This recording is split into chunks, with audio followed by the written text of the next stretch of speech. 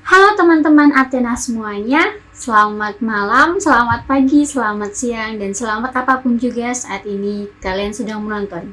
Baik, terima kasih yang sudah klik video ini dan menyetelnya. Saya ucapkan terima kasih juga untuk teman-teman yang sudah bantu subscribe untuk channel Athena Sastria. Semoga rezekinya bertambah, sehat selalu, dan diberikan yang terbaik oleh Tuhan, apapun yang kalian minta terkabulkan. Dan untuk teman-teman yang belum subscribe, jangan lupa untuk subscribe ya, agar kita lebih semangat lagi untuk memberikan konten-konten positif tentunya dalam bidang pendidikan. Nah, sebelumnya Athena memohon maaf ya karena sudah lama tidak upload, dan kali ini Athena akan memberikan sebuah review buku dari salah satu guru besar di Indonesia, atau tepatnya di salah satu guru besar di Universitas Indonesia. Nah, sebelum lanjut, nih dengerin dulu katanya murid satu. Subscribe a channel. Subscribe a channel. Subscribe a channel. Pada kali ini, Athena akan mereview sebuah buku yang berjudul Kebudayaan di Nusantara. Dari keris, tortor, sampai industri budaya. Nah, bukunya seperti ini. Cukup tebal kan? Nah, ini memang sudah beberapa saya baca. Dan ini karyanya Edi Sediawati. Baik, buku ini karyanya seorang profesor namanya Prof. Edi Sediawati. Kita singkat saja dengan namanya Prof. Edi gitu, supaya kita lebih mudah menjelaskannya. Baiklah, sebelum saya masuk membahas ke dalam buku ini, saya akan menjelaskan terlebih dahulu siapa sih itu Prof. Edi. Prof. Edi adalah seorang yang sangat suka dengan bidang ilmu purbakala atau benda-benda purbakala, atau yang lebih dikenal dengan nama arkeologi. Selain itu, dia adalah seorang penari, pecinta, dan pelaku seni tari. Jadi dia juga seorang arkeolog, dan yang kedua dia adalah seorang pecinta dan pelaku seni tari. Nah, ini orangnya seperti ini. Beliau adalah seorang perempuan, lahir di Malang pada tanggal 23 Oktober tahun 1938. Pada saat itu Indonesia masih belum merdeka, dan tentunya masa kecil Prof. Edi memiliki lika-liku ketika penjajahan. Nah, di sini ada beberapa yang sudah saya cari mengenai kisahnya pada masa kecilnya itu. Pada tahun 1942 ketika masuknya Jepang, pada saat itu masih pendudukan Jepang ya, Prof. Edi kecil dilarikan dari Semarang menuju Kendal di daerah Jawa Tengah. Nah, di sana dia dilarikan bersama ibu, adik, dan adik-adiknya. Sementara ayahnya adalah seorang tokoh pergerakan, makanya dia pergi keluar kota. Nah, setelah bertemu dengan ayahnya, mereka pindah ke Ponorogo, tepatnya si sang kakek. Prof. Edi memang seorang yang suka berpindah-pindah ya. Dari kisah-kisah yang saya baca ini, dari Semarang, Kendal, kemudian dia pindah lagi ke Ponorogo, kemudian dia pindah lagi ke Magelang, dan ketika ibu kota Indonesia itu pindah ke Jogja, mereka sekeluarga itu pindah ke Jogja karena ayahnya adalah seorang dari Kementerian Dalam Negeri. Kemudian setelah dirasa semuanya damai kan, itu dalam sejarah kita tahu kan, kembali lagi ke Jakarta. Nah, di Jakarta itu Prof. Edi mengenyam pendidikan dari tingkat sekolah dasar sampai dengan perguruan tinggi, dan ia mengambil jurusan arkeologi di Universitas Indonesia. Nah, tadi kita sudah menceritakan bahwa si Prof. Edi adalah seorang penari, dia pecinta dan pelaku seni tari. Awal kali Prof. Edi itu suka dengan seni ketika dia melihat pertunjukan balet di bioskop. Itu awal-awal ketertarikannya. Kemudian dia diajak lagi melihat pertunjukan wayang orang, saat itu Abimanyu, dan pada saat itu juga dia mulai ingin menggeluti di bidang tari Jawa. Nah, pada tahun 1961, Prof. Edi itu sudah ikut dalam Ikatan Seni Tari Indonesia, dan dia sudah go internasional ke berbagai negara untuk menari. Dia pada saat itu masih berusia 23 tahun, tapi sudah go internasional karena dia menyukai tari dan memang benar-benar menggelutinya. Nah, Prof. Edi kan itu seorang arkeolog, tapi dia juga seorang pecinta seni. Kenapa sih dia suka atau tertarik dengan bidang-bidang purbakala itu?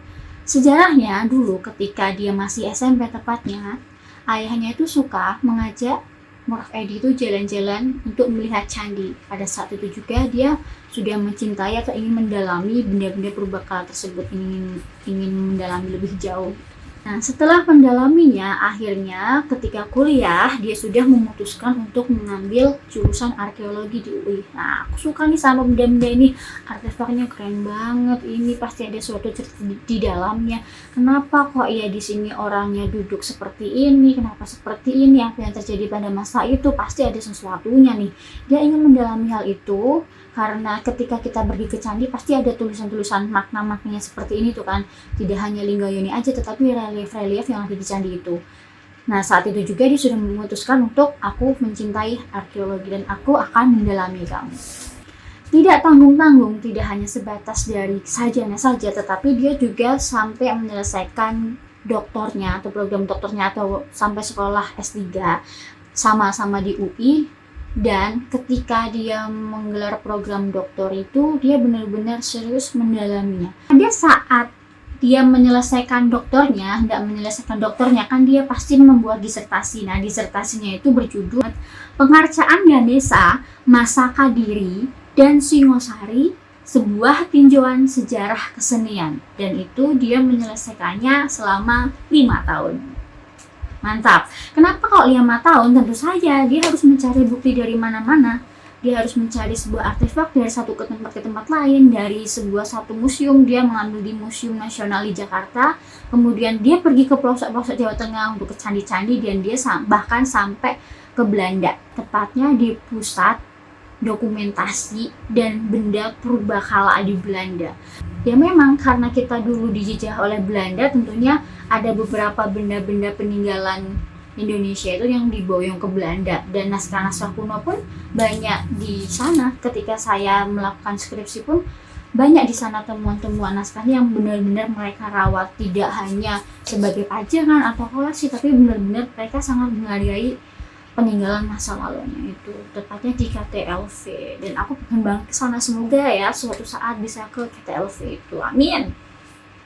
Oke teman-teman, kita akan masuk ke dalam membedah bukunya Prof. Edi. Tentunya Prof. Edi karyanya nggak hanya ini saja ya, ada beberapa buku, tentunya karya dia yang sangat menarik dan ciamik, tentunya berbau kebudayaan, seni, dan arkeologi.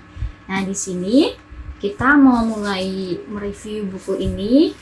Judulnya adalah Kebudayaan di Nusantara dari Keris, Tortor, sampai Industri Budaya. Ini adalah terbitan dari Komunitas Bambu tahun 2014. Halamannya 14 Romawi ditambah 538 halaman dengan ukuran buku 15,5 dan kali 24 cm. Memang tebal ya di sini. Ini ada banyak sekali bunga rampai. Ini ada banyak sekali catatan-catatan atau artikel-artikel dari Prof. Edi yang menumpuk di sini. Ini tentunya sangat cocok buat teman-teman di bidang arkeologi, antropologi, seni, tari, kemudian yang pecinta keris, juga sastra Jawa juga cocok untuk di sini. Nah, di sini dari kata pengantarnya sendiri tuh udah keren banget ya. Dari kata pengantarnya sendiri tuh udah keren banget ya. Dia mengungkapkan bagaimana buku ini tuh dapat membantu dan mengupas tentang kebudayaan di Nusantara. Tidak hanya kebudayaan di satu tempat saja, tetapi dari satu tempat ke tempat yang lainnya, dan tidak hanya di Jawa saja. Memang sebagian besar ini adalah mengupas tentang suku Jawa. Baik teman-teman, kita akan mulai membahas bukunya Prof. Edi ya. Setelah saya bacakan tentang bagaimana biografinya secara singkat, kita akan mulai mendalami buku ini. Nanti tujuan saya membuat review ini adalah agar teman-teman yang nanti sekiranya sedang melakukan penelitian ini dan ketika membaca atau mencari buku, apakah ini cocok untuk teman-teman baca sebagai referensi atau tidak gitu. Dan ini memang sangat saya rekomendasikan sekali untuk teman-teman yang suka atau sedang melakukan penelitian di bidang kebudayaan tentunya ya. Buku ini diterbitkan di Komunitas Bambu tahun 2014 di Depok. Halamannya sejumlah 14 plus 538 halaman dengan ukuran 15,5 kali 24 cm. Memang terlihat tebal ya di sini. Nah, di sini untuk secara garis besar mereka menyebutkan bahwa kebudayaan itu memang banyak artinya, sama seperti ketika kita mendefinisikan sebuah cinta. Setiap satu orang dengan orang yang lainnya itu memiliki perasaan yang berbeda atau pemikiran yang berbeda. Begitu pula dengan kebudayaan. Tapi yang patut kita garis bawahi adalah ada 3 benang merahnya di sini. Yang pertama adalah kebudayaan itu mengandung suatu ide, gagasan, norma perilaku sebuah kelompok. Jadi tidak hanya individu saja ya, tetapi mereka disepakati bersama atau pada sebuah kelompok. Kemudian yang kedua adalah ya karya cipta bendawi, terwujud, konkret, ada bentuknya. Dan yang ketiga adalah dia ada artefaknya, ada bentuk material sebuah kebudayaan. Misalnya adalah sebuah ritual yang sering dilakukan selama orang-orang pada lebaran, masa-masa lebaran, yaitu maaf-maafan. Ada sebuah ide gagasan bersama kalau Idul Fitri itu adalah kembali suci. Makanya wujudnya adalah kita meminta maaf dan bentuknya adalah salam-salaman. Tapi seiring dengan perkembangan zaman tentunya kebudayaan itu terkonstruksi ya. Tidak perlu salaman secara langsung face to face ya, tetapi kita bisa lewat telepon, video call, atau Zoom dengan keluarga besar dan sebagainya. Dan itu wujud sebuah kebudayaan, ada materialnya gitu. Dan pada sebuah misalnya tarian tuh, sebut saja sebuah tarian ini menggambarkan menggambarkan petani, atau menggambarkan bagaimana cara orang bercocok tanam, menggambarkan bagaimana seseorang itu bekerja atau yang lain sebagainya. Oke, kita lanjut lagi ya. Jadi kebudayaan itu ada 3 yang disepakati, yaitu sistem nilai, karya ciptanya, dan ada bentuk konkretnya juga. Nah, kebudayaan itu tidak hanya soal melulu tentang magis-magis saja, tetapi dia juga soal tarian juga termasuk kebudayaan. Jadi kebudayaan itu tidak hanya sebuah adat istiadat yang melekat banget, tidak hanya sebuah ini tuh sudah kebudayaan di sini, kebudayaan contek-menyontek di sini tuh sangat tinggi. Kemudian kebudayaan itu hanya sebuah yang magis-magis, sebuah tari-tarian atau sebuah hal yang sering dilakukan. Tidak hanya itu ya, tetapi tiga yang harus digaris bawahi atau menjadi benang merahnya adalah ide gagasan, kemudian karya cipta dan wujud konkretnya, dan bendanya. Saya beri contoh salah satu tarian di Jawa Tengah namanya Tari Tayub.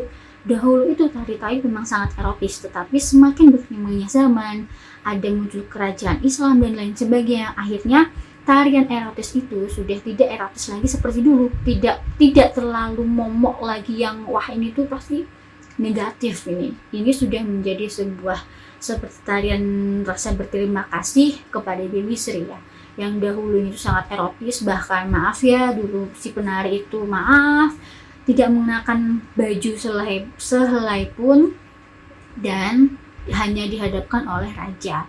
Dan sekarang ini Tari Tayub sudah bisa dinikmati oleh siapapun, dan di beberapa tempat, salah satunya di Sragen itu, mereka sudah menjadi tarian sebagai bentuk penghormatan kepada Dewi Sri dan rasa terima kasihnya kepada Sang Pencipta karena sudah diberikan panen yang melimpah. Oke teman-teman, kita lanjutkan ya. Nah, kebudayaan itu juga dapat menggambarkan sebuah jati diri bangsa. Kenapa seperti itu? Karena kebudayaan itu kan disusun, dipikirkan. Nah, yang mikir itu kan manusia. Kalau tidak ada orang yang mikir, kebudayaan itu nggak akan terjadi. Apalagi tidak ada yang kesepakati. Nah, sebuah kesepakatan itu, sebuah hasil adalah bagaimana si alasan-alasan orang ini menciptakan sebuah kebudayaan yang disepakati bersama, dan itu menggambarkan sebuah jati diri bangsa. Seperti yang sudah kita kenal orang Indonesia, tentunya khususnya orang Jawa itu terkenal lemah lembutnya, sopan santunnya dan sebagainya. Nah, itu kenapa? Karena mereka sudah dari dulu terdidik seperti ini, atau ada sesuatu yang menyebabkan dia menjadi seperti ini, menjadi lemah lembut, menjadi baik, sopan santun, dan beda sekali dengan beberapa di daerah di daerah Indonesia kan tidak hanya Jawa ya, ada beberapa daerah yang memang dia mengharuskan harus keras, harus berani. Kalau kamu tidak keras, kamu tidak berani, kamu akan mati. Sementara di Jawa mengajarkan ya kamu harus nerima impandum gitu. Memang kita harus berusaha, tetapi ya semuanya itu pasti ada asal usulnya kenapa ini bisa terjadi, dan itu melambangkan sebuah jati diri bangsa. Baik, ceramahku tentang kebudayaan itu cukup di situ saja ya. Nah sekarang ini buku ini itu garis besar dari buku ini adalah menggambarkan sebuah kebudayaan di Indonesia, dan dia adalah kumpulan tulisan pendek untuk memahami sebuah kebudayaan. Kalau kita lihat covernya, di sini ada seorang wanita yang menggunakan baju tarian dan ada seorang laki-laki juga membawa payung. Kenapa sih seperti ini? Dan judulnya adalah Dari Keris, Tortor Sampai Industri Budaya. Kalau kita lihat dari judulnya saja, ini kebudayaan di Nusantara. Nusantara tentunya di Indonesia, yaitu se-Indonesia. Dia mengungkapkannya dalam satu buku ini. Dari keris. Keris itu kan salah satu benda kuno dari zaman Jawa kuno ya. Aku sudah baca yang tentang keris di zaman Jawa kuno itu. Prof. Edi mengatakan bahwa kalau keris itu tuh zaman dahulu sebagai alat seperti pisau kita pada saat ini ya, bukan seperti benda-benda magis. Dan kenapa sih kok keris sekarang diidentifikasikan dengan sebuah benda magic, benda yang kayak pemikiran orang tuh, oh berarti dia tuh punya menyembah keris atau punya sesuatu yang lain gitu. Enggak, di sini tuh mengatakan kalau keris itu kan bentuknya melikak-likuk gitu kan. Dan ukuran satu keris dengan keris lainnya berbeda, tergantung bagaimana si pemesan itu ingin seperti ukiran buah semangka atau ingin lurus tidak berkelok-kelok. Dan keris itu pada zaman dahulu kalau kita lihat memang sangat jarang yang memilikinya, dan hanya beberapa orang saja yang membuat keris ini. Nah, ketika saya membaca dari tulisan Prof. Edi itu dari si keris ini, kenapa kok keris menjadi sebuah yang momok yang negatif pada saat ini? Padahal pada zaman dulu kita nggak tahu batasan Jawa kuno, Jawa baru itu kapan. Karena si penelitian Prof. Edi ini mengemukakan bahwa tidak ada batasan yang pasti antara Jawa kuno dengan Jawa saat ini. Karena benda-benda artefak itu susah untuk dicapkan lebih baik lagi, untuk ditelusuri lebih dalam lagi. Tidak ada batasan yang pasti, dan yang tentunya dia memiliki banyak penemuan dari keris satu tempat ke tempat lain, dari kepercayaan ini ke kepercayaan yang lainnya. Salah satunya itu ada dewa yang bertangan 8, aku sedikit lupa ya, bertangan 8 atau 10, itu salah satunya memegang benda yang melikak-likuk dan ujungnya itu tipis, dan itu dimiripkan itu adalah sebuah keris. Dikatanya itu adalah sebuah keris karena kalau dari bentuknya itu sama kayak keris yang kita lihat sekarang ini. Dan pada zaman dahulu itu kalau kita bilang kamu kerisnya nggak dipakai, jangan dibuka, tutup pakai sarungnya. Kenapa? Karena kalau keris itu kan memang kita pesen ya, saya pesen keris ke Empu Tantular, saya pengen motifnya seperti ini. Nah kalau motifku ditiru sama orang lain, nanti dicuri, punyaku lebih bagus lah, punya dia lebih seperti inilah, punya kamu tuh cuman lurus aja, punyaku lu belok-belok bagus, motifnya semangka, kayakmu cuman lurus aja kayak pohon nggak jelas. Nah seperti itu. Makanya untuk tidak mengadakan perpecahan dari bentuk keris, makanya orang-orang dahulu mengatakan kalau kerisnya nggak dipakai itu ditutup aja, kan ada sarungnya toh. Dan itu juga berbahaya kan karena ujungnya lancip, kalau kena kaki gimana. Kemudian dari beberapa orang mengatakan ada yang mandiin keris gitu kan, padahal itu kan kalau sesungguhnya mandiin keris secara kita tahu ya biar nggak karat, dan Bukan berarti kita menyembah-nyembah keris dan sebagainya, itu hanya sebuah bentuk penghormatan, karena keris itu berharga loh di zaman dahulu, dan itu yang membuat nggak orang sembarangan. Jadi kita menghargai benda ini. Kayak misalnya aja kita punya pisau dapur kalau nggak diasah, tentunya pakai air juga kan, itu kan lama-lama nanti bakal karatan, bakal tumpul. Makanya itu keris sebagai salah satu benda yang digunakan untuk memotong, dia harus dijaga baik-baik, jangan sampai karatan, jangan sampai tumpul. Ini lo susah belinya, susah nyarinya, harus pesen ke Empu ini, pandai besi. Oke, dan ini yang terpenting banget nih, biar teman-teman tahu ini bukunya tuh apa aja. Ini beliau itu, Prof. Edi itu ada 2 garis besar yang teman-teman harus tahu di buku ini, di daftar isinya, yakni budaya dalam konteks nasionalitas, dan yang kedua adalah budaya dalam proses dan varian. Nah, dari yang pertama itu dia menghasilkan 58 judul artikel.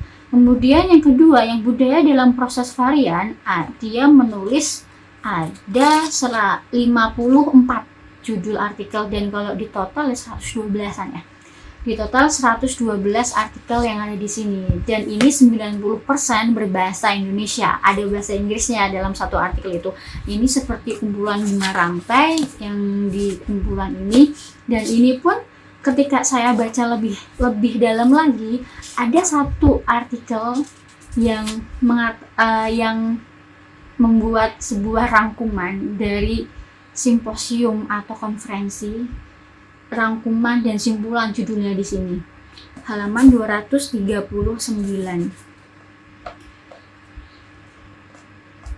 Dan di artikel ini tuh saya kira awalnya ketika saya baca buku ini tentang sebuah kesimpulan apa itu, bikin penasaran kan, dan akhirnya aku baca, dan ini tuh sebuah rangkuman dan simpulan dari Lokakarya yang dia beri judul memperkuat kemampuan nasional untuk mengimplementasikan Konvensi 2003 tentang penyelamatan warisan budaya tak benda. Teman-teman tahu nggak warisan budaya tak benda? Warisan budaya tak benda itu yang nggak ada bentuknya, kita nggak bisa melihatnya dengan nyata, seperti folklore. Penasaran kan? Nanti kalau misalnya subscribe, aku sudah sampai 1000, aku jelasin apa itu warisan tak benda. Oke? Nah, di sini ada kayak rangkuman dari acara itu, tentunya upacara pembukaan, pidato-pidato, konferensi pers, paparan-paparan, rangkuman dari apa yang mereka diskusikan di sini tuh memang lengkap banget. Dan ini cuma dari 239 sampai 243. Cuman tuh 2, 3, 4, 5 halaman aja dari sekian jam konferensi itu hanya ada 5 saja. Kalau misalnya teman-teman yang penasaran pada saat itu di Lokakarya itu dan pengen tahu hasil dari kegiatannya, bisa banget baca ini di sini. Oke teman-teman, buku ini tuh yang diberi judul seperti ini, dari keris, tortor sampai dengan industri budaya. Waktu aku baca-baca memang ada kerisnya. Tentang keris berarti kan dia mempelajari atau menulis ini dari zaman dulu, sebelum kita lahir, pada zaman arkeologi banget, memang sangat arkeologi nih ya, dari keris itu sampai tortor. Tortor itu kan sebuah tarian yang sekarang itu masih ada ya, masih tetap ada di salah satu suku di Batak ya, di Medan, di Sumatera Utara. Nah kemudian industri budaya kan memang karena kebudayaan itu kan terkonstruksi, akan terus menerus berubah sesuai dengan perkembangan zamannya. Tentu saja nih industri budaya, banyak banget tentang industri budaya di sini. Nanti aku bakal kasih tahu daftar isinya di detik-detik terakhir video ini ya, biar teman-teman bisa melihat dan juga screenshot apa saja sih di sini budaya dalam konteks nasionalitas dan budaya dalam proses dan varian. Dan buku ini cocok banget buat teman-teman yang sedang meneliti sebuah kesenian, arkeologi, filologi, kebudayaan, museum, keris, tarian tadi udah aku sebutin ya, Pokoknya banyak banget di sini. Agama juga ada, dia mengatakan di sini juga ada tentang keagamaan. Jawa tentunya ada banget ya di sini, memang sebagian besar penelitiannya itu di daerah Jawa. Dan ini secara garis besar aku sudah membaginya dalam beberapa subtema yang nantinya bisa teman-teman kupas dari ini. Yang pertama itu budaya sebagai kekuatan bangsa, dari bangsa, kemudian budaya nasional dan suku bangsa, budaya dan karakter bangsa, budaya dan persatuan nasional, budaya dan pendidikan nasional. Banyak banget kan di sini tentang kebudayaan, suku bangsa, karakter bangsa, nasional dan sebagainya. Dan ini mengupas juga tentang museum, batik, garis, ekonomi kreatif, lembaga adat, kelautan, ingatan kolektif, koleksi negara, gaya seni, Pancasila, arkeologi, seni tradisional, wayang, lokal jenius, filsafat Jawa, makanan dan obat-obatan tradisional. Nah, buku ini aku senang banget karena aku juga salah satu orang yang sangat mencintai benda-benda purbakala. Tapi bedanya kalau Prof. Edi itu memilih ke arkeologi dan saya lebih memilih ke filologi. Dan pada saat saya berada di S1, saya mengambil jurusan filologi, dan ini ada bedanya loh, arkeologi, filologi. Dan ketika saya mengambil studi S2, mengambil antropologi, apa sih itu? Kalian penasaran kan? Kalau memang benar-benar penasaran dan masih awam banget dan pengen aku ceritain, aku tunggu sampai ada yang komen, Kak, tolong ceritain apa bedanya filologi, arkeologi, dan antropologi. Aku nggak mau di sini secara mentah-mentah aku menceritakan tetapi kalian nggak mau dengerin gitu. Aku mau membagi ilmu tetapi kalian juga mau dibagi ilmu oleh saya. Oke teman-teman, kiranya cukup sekian dari saya mengenai buku dari Prof. Edi Setiawati. Dan ini sangat recommended banget untuk anak-anak di jurusan bahasa, kemudian jurusan arkeologi ya, semua jurusan di FIB lah ya, semua jurusan di Fakultas Ilmu Budaya dan Fakultas Ilmu Sastra. Nah, oke teman-teman, pokoknya buku ini sangat recommended banget buat teman-teman pecinta kebudayaan, epigrafi, kebudayaan dari tulis, kebudayaan dari secara nyata, tari-tarian, dan kebudayaan dari cara berpikir. Ini recommended banget untuk kalian menambah ilmu banget di sini, dan banyak sekali kebudayaan-kebudayaan yang di pelosok-pelosok sana yang belum kita tahu, tentunya seorang awam seperti saya yang penelitiannya masih sedikit banget. Dan itu tentunya di zaman sekarang kan masih pandemi ya, dan baca buku ini tuh kayak jalan-jalan.